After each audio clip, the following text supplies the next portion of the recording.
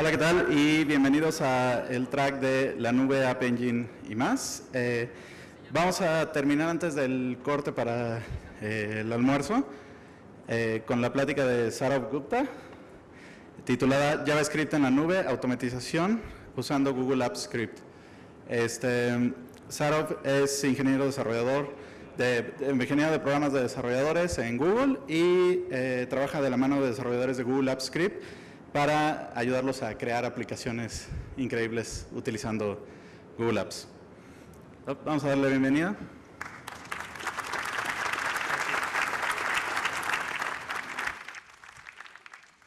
Thank you. Good afternoon, everyone. My name is Saurabh Gupta, and I work in Google Developer Relations. And I'm going to talk about Google Apps Script.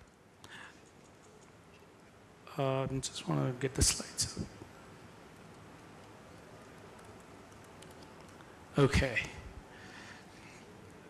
So, how many of you have heard of Google Apps Script or used Google Apps Script? By a show of hands.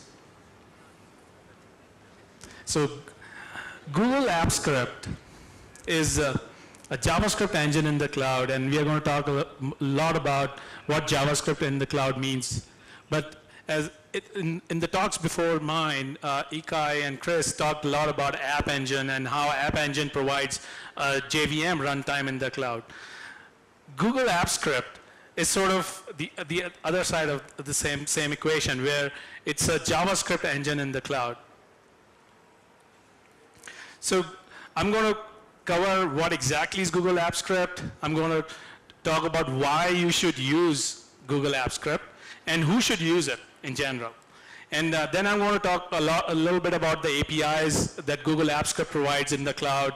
And then I'm going to do a brave thing. I'm going to actually code on stage and show you some live demos. Because one of the powers of Google Apps Script is that it is being a JavaScript engine in the cloud and being so simple, anybody should be able to code. And that's what I'm going to try to demonstrate here. So as I said, Apps Script is a JavaScript engine in the cloud.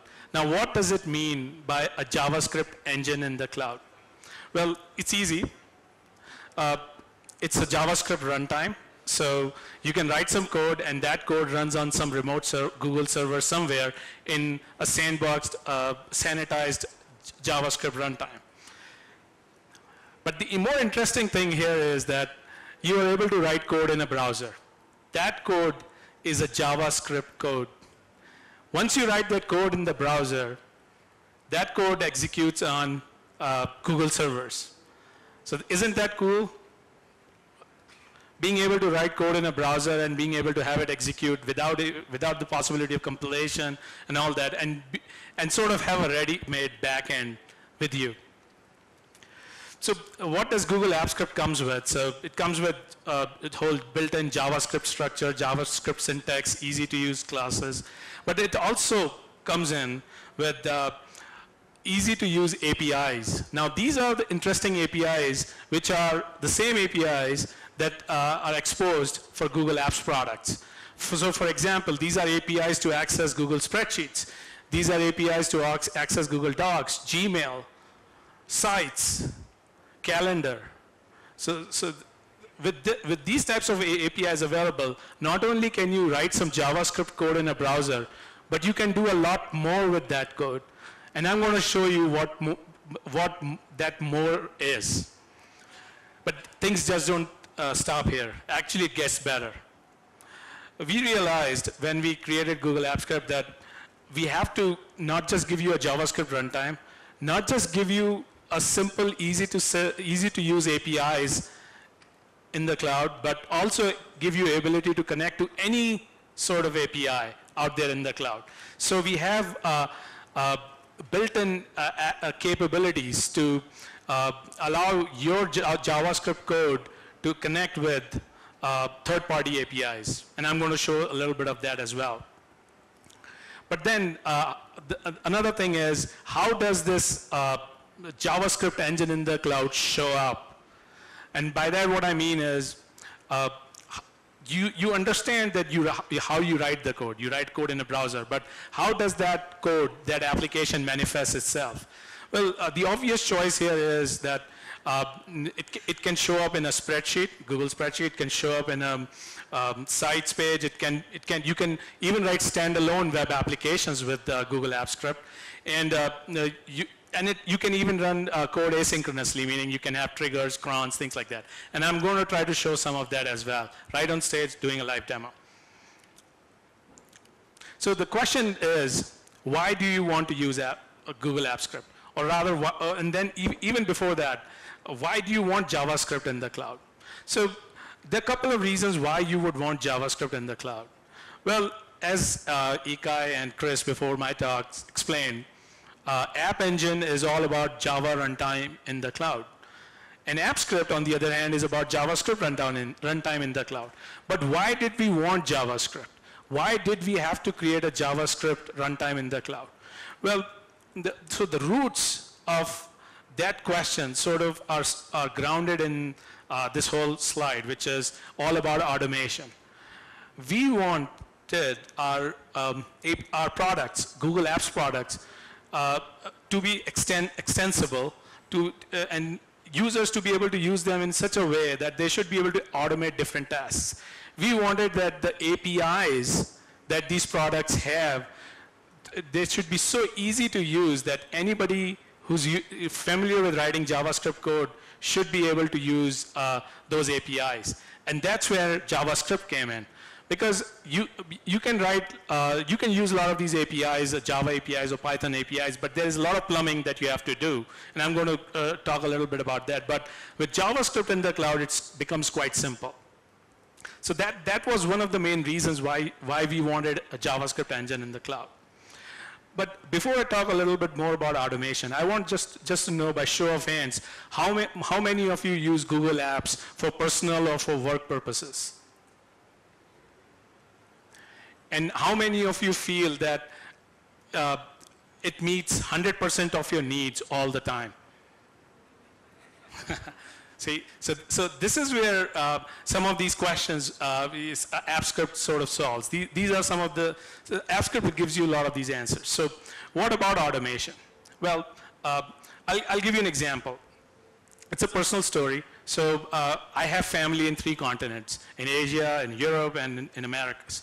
So we have a big mailing group, a Google group, and we have tons and tons of people in there, and every other day there is somebody's birthday or anniversary or whatever, and you get a whole chain of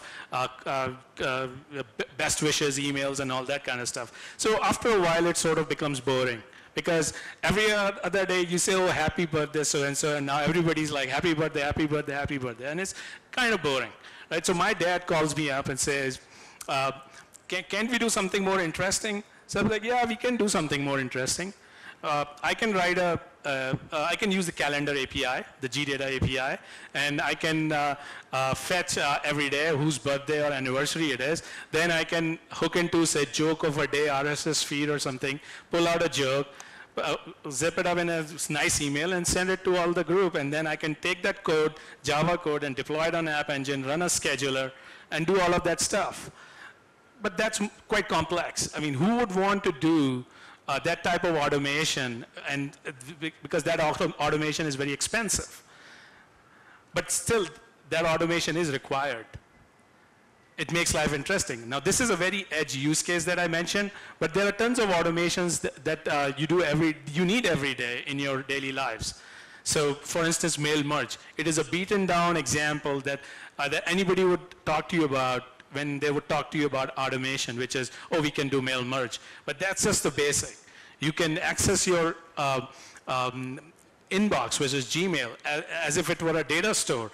Read all your emails and then do something more actionable. Say you have all the data in your spreadsheet. Say you are a sales, you are in sales, and every Friday evening you need to send out sales reports. And your data is in a spreadsheet, and you want an automated job which can analyze your spreadsheet and send out emails. Now, you could write an App Engine app and deploy it, or you can write a Java app, Python app.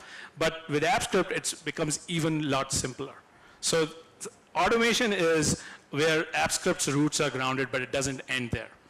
AppScript is extending into workflow, so you can build a lot of workflow solutions, business workflow solutions, and things like that. So, this particular slide is just one example of what all different types of products you can automate against. So you can access your inbox, which is a Gmail, and all the data there. You can then access your contacts, your documents, your spreadsheet sites, and do apply all kinds of meaningful logic to it, and then send out emails or calendar invites, or even publish on a Google site or as a standalone application. But the idea here is that it becomes a lot easier to automate your day-to-day tasks.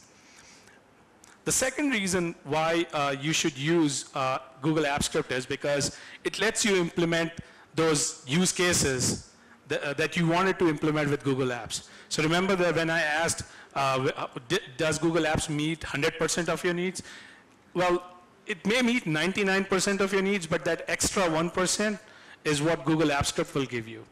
So the idea here is that no matter what your use case is, if you're organizing an event, or say you are just doing some office automation, or you are writing a business workflow application, or you are just creating dynamic content for your Google sites or something else. It should be, your use cases should be, you should be able to implement your use cases using all of the Google Apps and non-Google Apps APIs.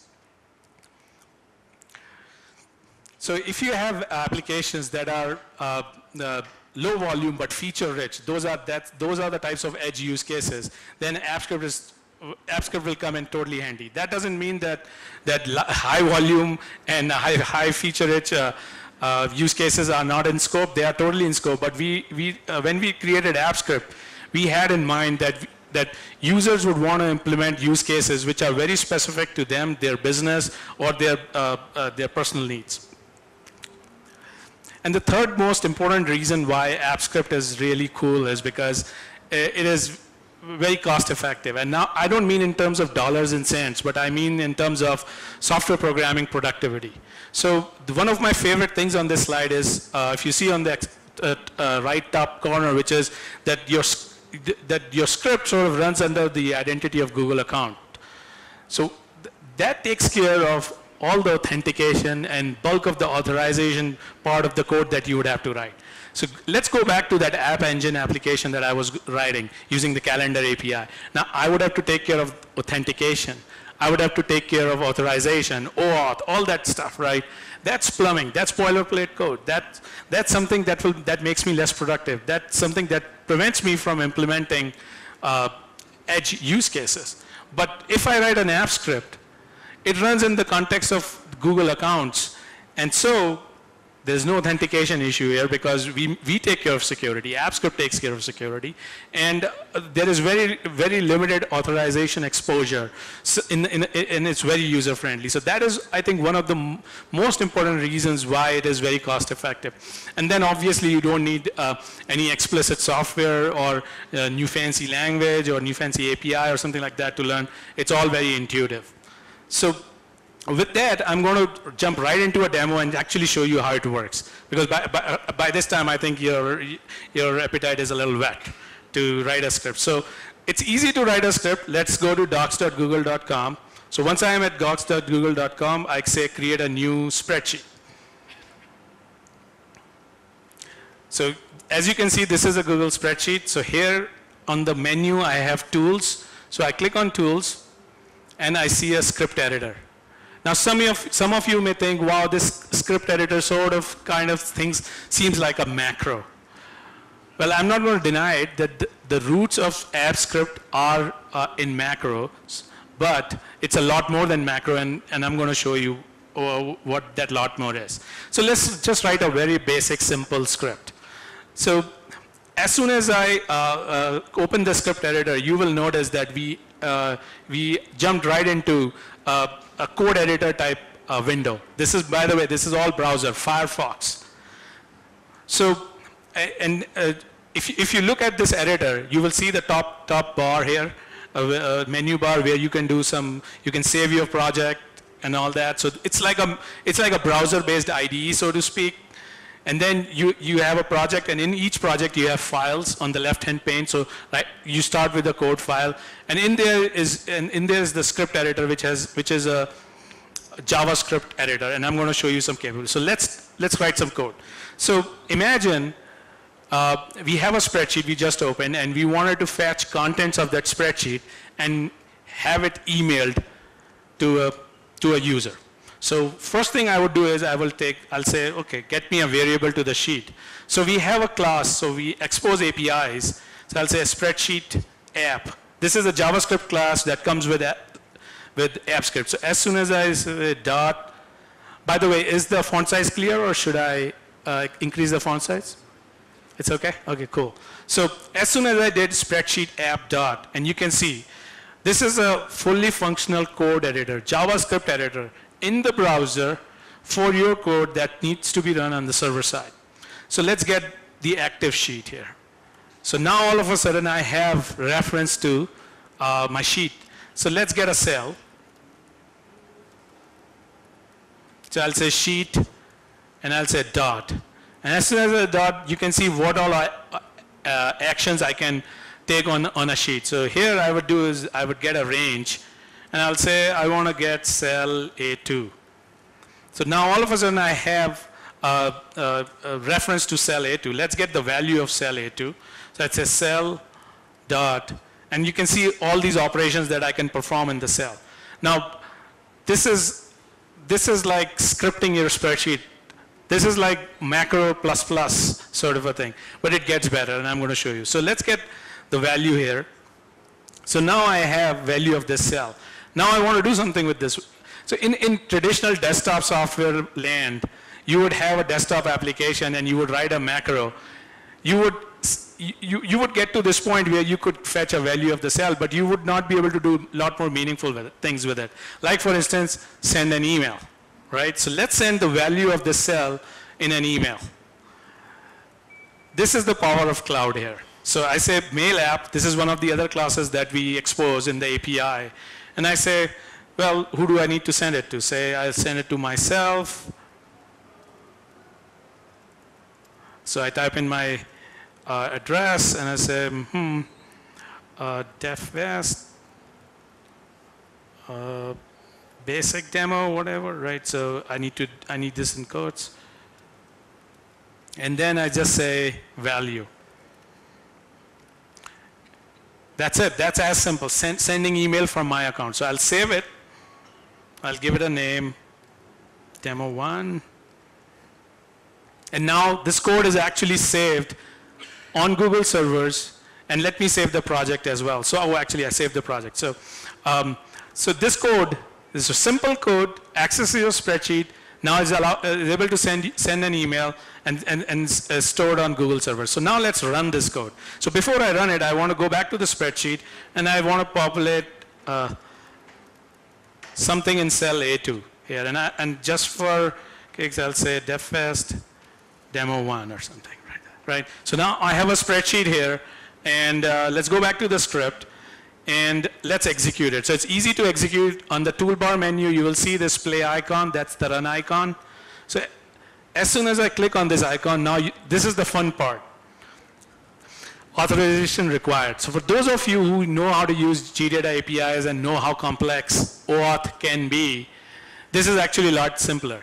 So our JavaScript engine, the AppScript engine, is so smart that it recognizes that in the script, you're performing two operations that require authorization. One is spreadsheets, accessing spreadsheet, which requires read-only, and ability to send email on my behalf. So it's asking me for permission to read my spreadsheet and also send email on my behalf. So all I gotta do is just press authorize, and I'm done.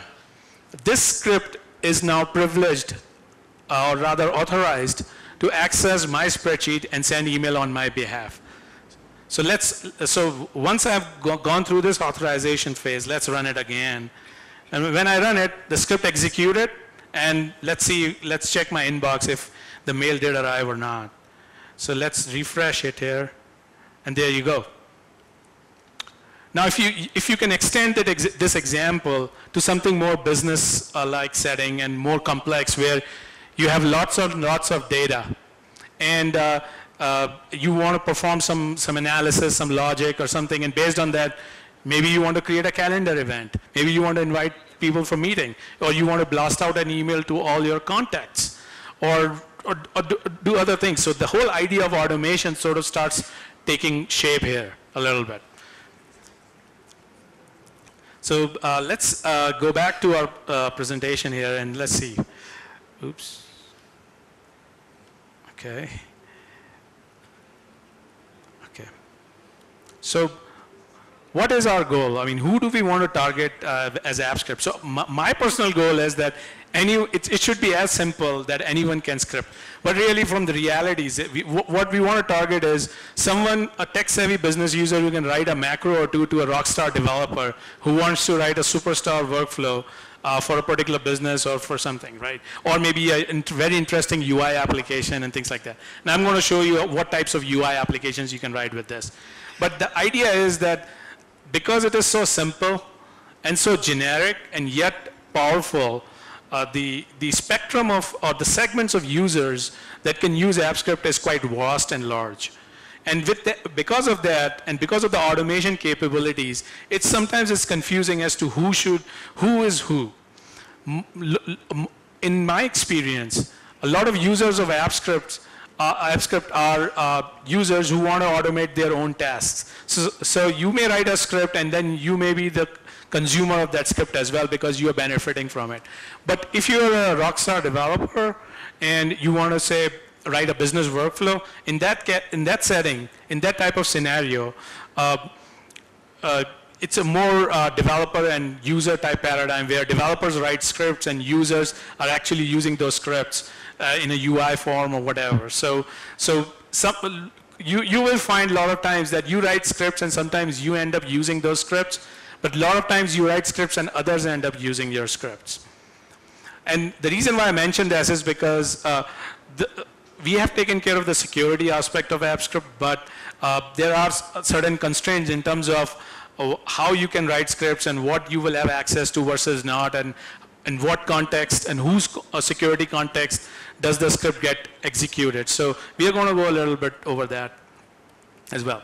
But let's talk about what AppScript offers as APIs. So if you go back to a few slides, I mentioned that AppScript, we give a JavaScript runtime in the cloud. We give a whole set of Google Apps APIs, easy to use APIs, and also we give third-party integration APIs. So let's talk about some of the Google APIs. So in this picture here, there's sort of 4 types of APIs or services, as we call. The first one on the box on the top has everything to do with your data, or rather content. So your content can sit in a Google document or a Google spreadsheet or a Google site, and even your Gmail inbox has content. So we want to be able to provide you the APIs, the classes, and JavaScript classes on the cloud where you can easily access some of that content. And you saw that in the example of the spreadsheet app class as to what types of services and APIs are available for accessing spreadsheet. But it doesn't end there. Same APIs are available for your sites pages, documents, and even Gmail. So the reason why I mentioned Gmail is because Gmail is kind of interesting. I was volunteering for an event a few weeks ago, and this organization had a very interesting use of Gmail services, and I think this example sort of says why these types of services are important. So the example is, rather the use case was that they fund poor kids for their college education, and the kids send them emails and pictures from the field, meaning from college or schools, and this organization wants to create reports based on the feedback from the students or the kids who they are funding. So it would take somebody manual effort, and they would receive hundreds and hundreds and hundreds of emails every day. So they wanted a way to somehow access their inbox fetch out all the attachments for all the emails on that particular day, and somehow do something with those attachments.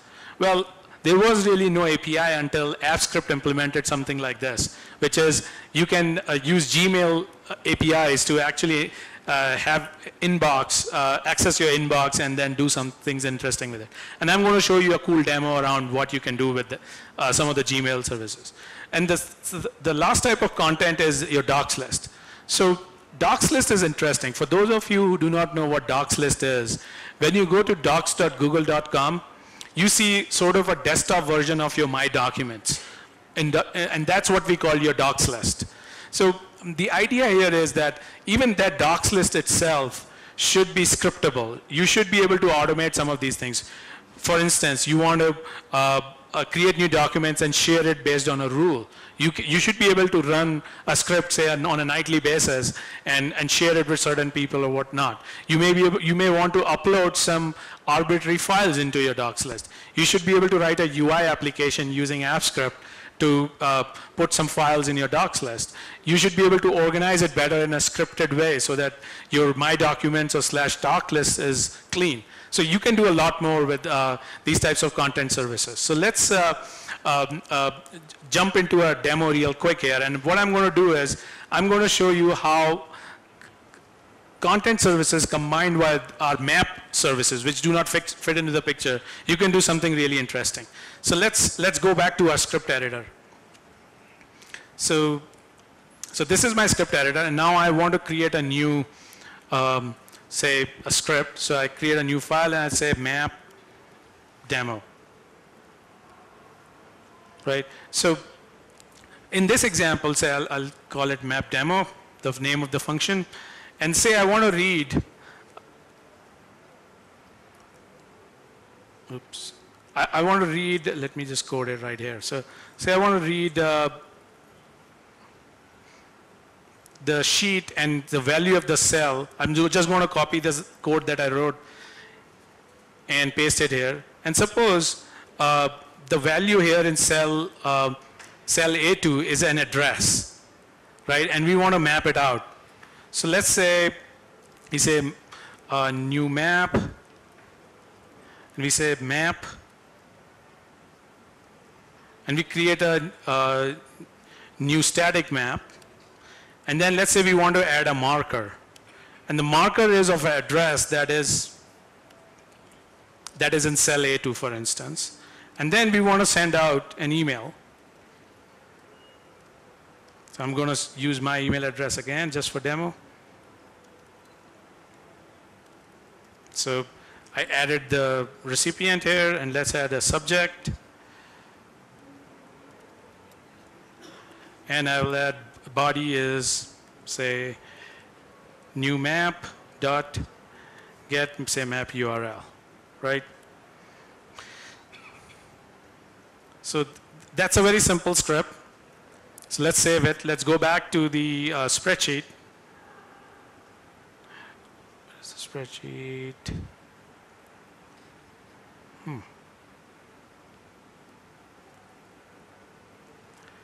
I'm looking for the spreadsheet that I just had. I think this is it. Nope. This is it. Okay. So I'll add, say, Times Square, New York. Say New York, right? So this is the simple address. Let's go back to the script and say, let's execute this script. So again, it asks for my authorization because I changed the code of the script. Had I not changed it, then it would have been okay and it would have executed. So this is, again, security measures. So we understand that the scripts are running under your Google account identity, but if something changes in the script, we want to make sure you want to reauthorize. So we authorize it. And then we run the script. So let's go back to our email and see if we got an email or not. There you go. And we got a URL here, and let's look at this URL. So now all of a sudden you have an image with a marker. So one of the examples that I gave was there's a sales team that wanted to map out on a map image and with the markers of where all their customers are and how whether they are competing with their customers are competing with themselves amongst themselves or not, and so something like this was very easy and intuitive to implement. So this goes to show the power of the cloud. Like, you did not have to write any code that you had to compile first and deploy manually and then set a scheduler and things like that. So let's go back to our presentation here real quick. Okay, so I showed you how interesting content services can be, but sometimes even more interesting are services around messaging. So messaging is how you communicate with the others in your context list or in your app's domain or whatever, right? So there are three types of main messaging services: ability to send email that you just saw, accessing all your context information. So this is quite useful when you're organizing an event or doing something interesting. And then one of my favorites is being ability to access calendar and put calendar events or meeting events based on some scripted logic. So let's get into a demo again, and let's see how we can create some calendar code. So let's go into the script editor, and let's create another file here, and let's say calendar.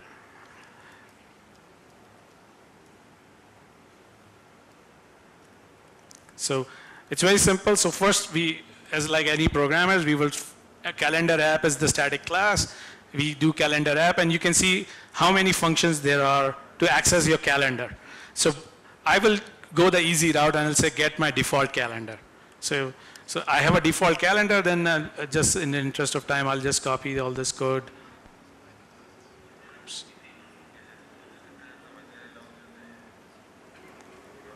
I'll just copy this code right there so that we don't have to waste time.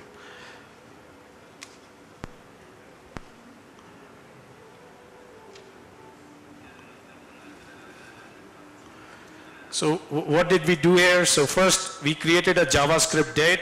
And now you can notice that JavaScript date is a first class JavaScript object that is supported. So this goes to show that the power of JavaScript runtime that we provide. Any basic JavaScript object or JavaScript function is available to you. So we created a start date for an event.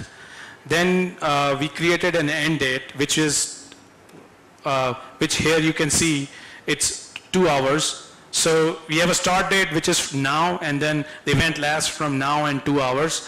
And then we just simply create an event using calendar.createEvent. That's it. That's how simple it is. So let's save it and execute.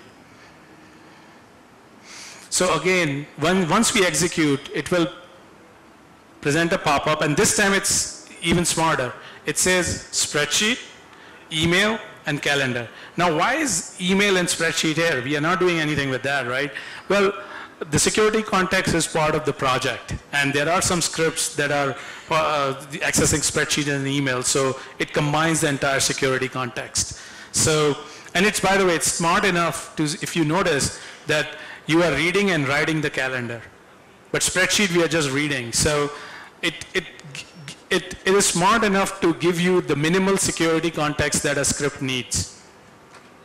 So we authorize it, and once we authorize it, obviously we have to grant access to our calendar because of write. And once the script is authorized, we can execute the script. Oops. Set hours. Nope, we don't need this.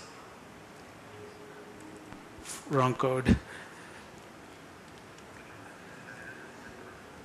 Okay, the script executed. So let's go and check our calendar here real quick. And there you see, this is a training event right here. So there's a lot more meaningful things you can do with the app script, which is access your content and do something meaningful with it. You can access your content, apply some logic to it, and then do something meaningful. So let's go back to our slides and see what else can we do with app script.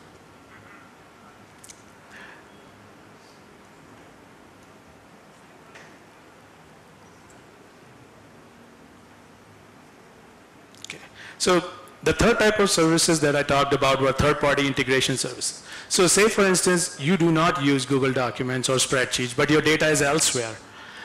If any product that you use exposes a REST API or a SOAP endpoint, or even if your data is in a database that can be accessed via JDBC and that database sits in the cloud, then you can use Google Apps Script to access that data. So we did not want to create a product that would just satisfy the needs of Google Apps and Google Apps APIs or your access needs, but we wanted you to be able to extend it to anything what you want. So for instance, say your data resides in salesforce.com, then you can use AppScript to pull out all the data from salesforce.com and do something meaningful with it and schedule events or whatever you want to do.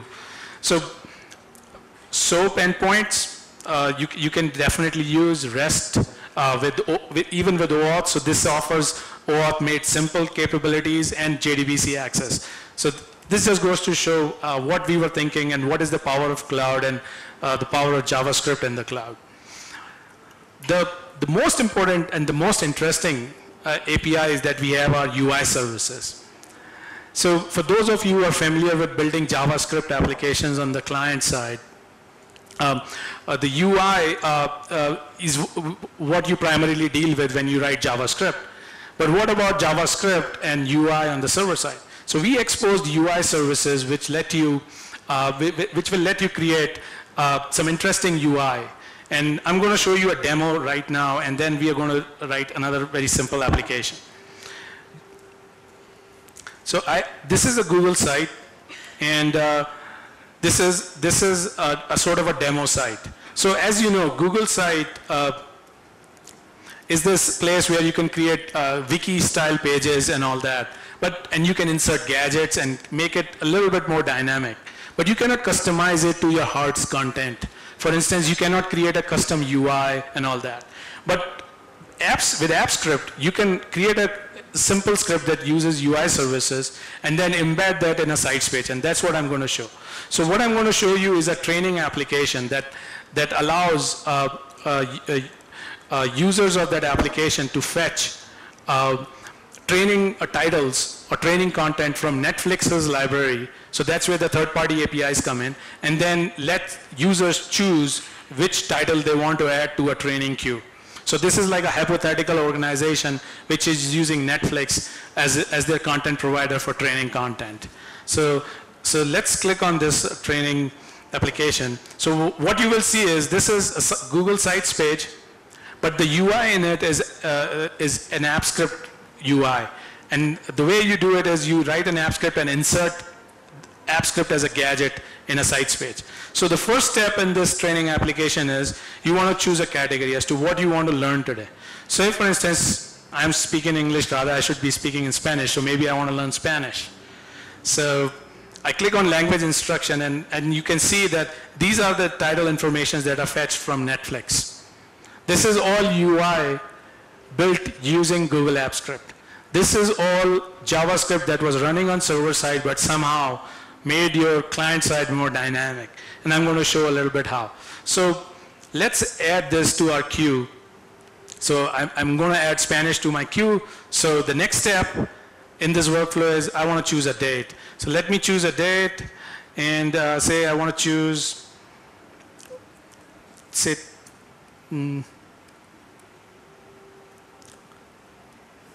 and I want to choose a time, and then it will access calendar and schedule a training event. But it goes to show you how you can start building workflows now. So you can create interesting app scripts and use UI services to create UI, embed them in your sites page, and now all of a sudden you have a way to start directing users through a workflow. And it could be a one-person workflow, it could be a multiple-person workflow, but the idea is that workflows are now easy to implement. So with that, let's jump into the editor and let's write a simple UI application. Say I call this, and UI services are a little complex, so that's where the rockstar developers come in the sense that it's more meant for hardcore developers than tech-savvy business users, but the idea is that it's very simple to use. So you guessed it.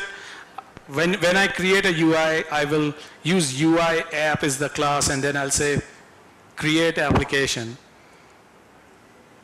So this is the first, the basic thing that we do. Then once we created the application, then I want to say create a vertical panel. And for those of you who are familiar with Google Web Toolkit, you will find that's very similar. And the reason is because it is built on top of Google Web Toolkit. So what we have done is we have taken Google Web Toolkit and removed the hard part and kept the easy part and made it easy to use through JavaScript API. So I'll say app dot, and you can see you can create all different kinds of widgets, buttons, checkboxes, date pickers, and this list goes on and on. So this, needless to say, there is a very powerful way to do an API. So let's create a vertical panel here. So once we create a vertical panel, we want to do something more interesting, which is, say, create a label, right? So we say app.create label, and we want to give a string, say, enter name or something, right? So now we have a label. Now we want to, say, create a text box, right? We want to allow users to add some input here. So we say create text box, and we give it a name, for instance, say my text box. And this name is useful when you are dealing with callbacks. So we have a very simple application where we have a panel, label, and a text box. And let's add them all together, where I say vPanel.add. In the panel, I will add label. And in the panel, I will add text box. And finally, in the app, I will add this vPanel. And then I will be able to show this app or something. But I want to show you something more cool, something even more interesting, which is if you click on File and you click on Build a User Interface, we have taken this concept and actually given you a drag and drop UI builder. So now instead of writing all that boilerplate code, you can drag and drop UI and then embed this UI in your site space and create complicated workflows. So this gives you entire ability of creating interesting UI applications. So with that, what I want to do is I want to touch one last thing, which is triggers. Okay. So triggers are ways to execute script asynchronously. So you can create a script and set, okay, execute this script every 24 hours, or every minute, or every 10 minutes, or 30 minutes, and the script will execute for you. So this is 100% automation. So it is not only good enough that you automate all your app stuff or non-app stuff, but it should be able to execute on its own. So that's where triggers come in. And it is very easy to get started with AppScript. You can visit the AppScript documentation, or you can participate in our community. We have one of the most popular communities out there, very active, and you should definitely follow the Google Apps developer blog. We keep on posting interesting use cases and case studies on how our users are using Google Apps Script. With that, I'd like to open up for questions.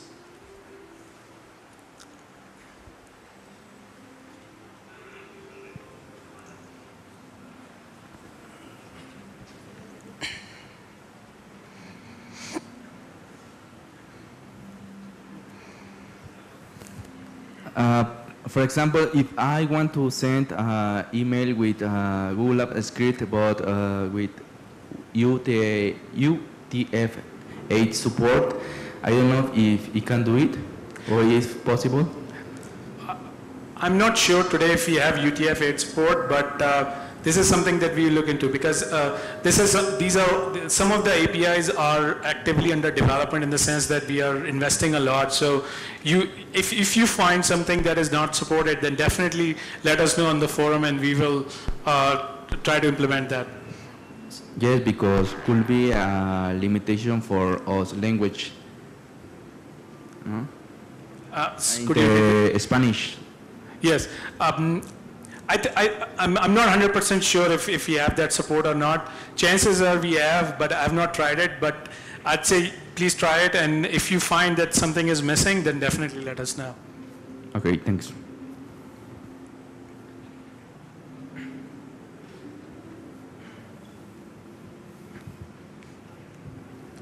Hello, just Hi. out of curiosity, is the JavaScript editor based on the Bespin project, or is something you guys coded independently? So the JavaScript editor is it's part of the AppScript project. So yeah, so this was something that was developed. Yep.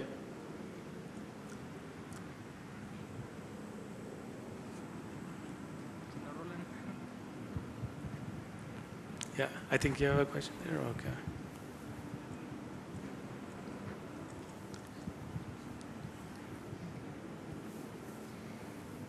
Hi. Hi. This question is about the send mail function, the quota. Which are the limits of the send mail function?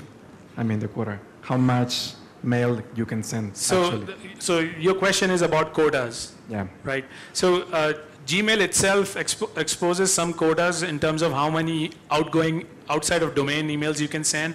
So we sort of delegate to Gmail on the quotas front, but the whole, because we are providing you a runtime, JavaScript runtime in the cloud, so we have to build a very sophisticated mechanism of making sure that users are not abusing. So unless you are doing something really weird or not optimizing your scripts correctly, you should not run into quotas. But you will run into quotas if, say, your scripts are not optimized or they're doing too many reads or writes, which you can avoid.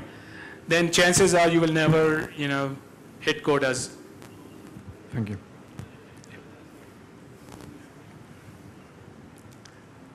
Yep. Yeah, question. Okay.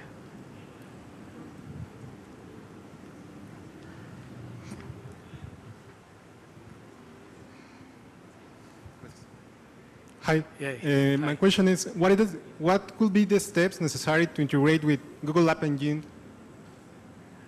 I'm sorry, could you repeat the question?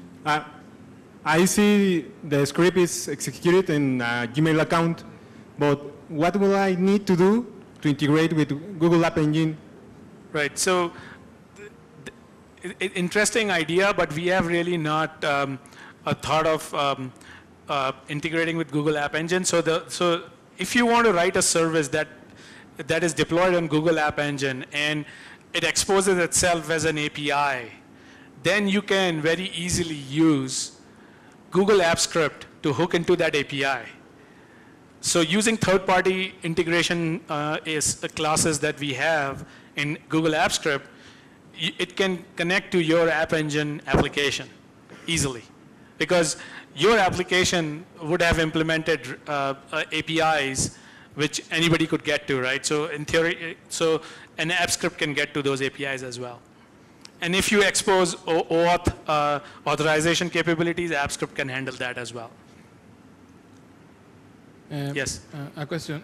We see in your editor that there was a side of the run button at the book button. Can you show us how that works? There was like a little fly. The debugger of the code. You can debug your code. Okay. So in the code you mean, or? Yeah. In the editor, at the side of the play button, there was a little fly. Oh, you mean the debugger? Yeah. So I did not get to talk about the debugger. So can we switch back to my laptop? Okay. Oh, there you go. Okay. So I think you're talking about the debugger, right? So there's tons and tons of stuff in AppScript which I have not talked about yet. So a debugger is one of them. So you can actually click on the line number and place a breakpoint and execute the script in a debugger. So this is one of the first cloud-based debuggers that we have. And you can step through your code and debug and all that kind of good stuff. So there's a lot of functionality in here which I did not get time to talk about in like 40 minutes time, but you're welcome to check it out, and it's very easy to use, but it is at the same time it is one of those gems of AppScript that let you get 100% out of Google Apps.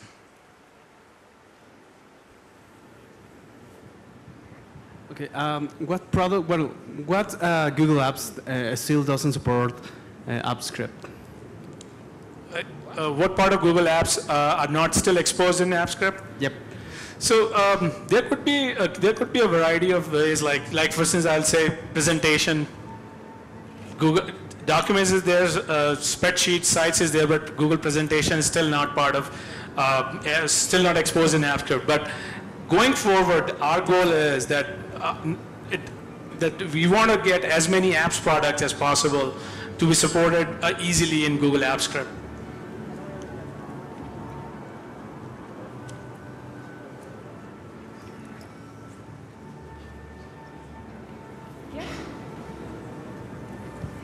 Hi. Sometimes it's a little confused to understand JavaScript running on the cloud because you always see JavaScript running on the client. Huh? In this case, you are always using RPC technologies or something like that to be running on the cloud, the function that is supposed to be on the client. Right. So very interesting point. So for all of us developers, what we need to understand is that this JavaScript is actually running on server. So no longer do you have objects like document or window that you used to have on the client side, or you do not have access to browser DOM, for instance, right? So these are the types of things that you have to understand and take care of, and sort of throw the conventional JavaScript out and then move to cloud-based JavaScript. We can take it offline. Yeah. Okay. All right. Cool. Thank you. Great. Thank you.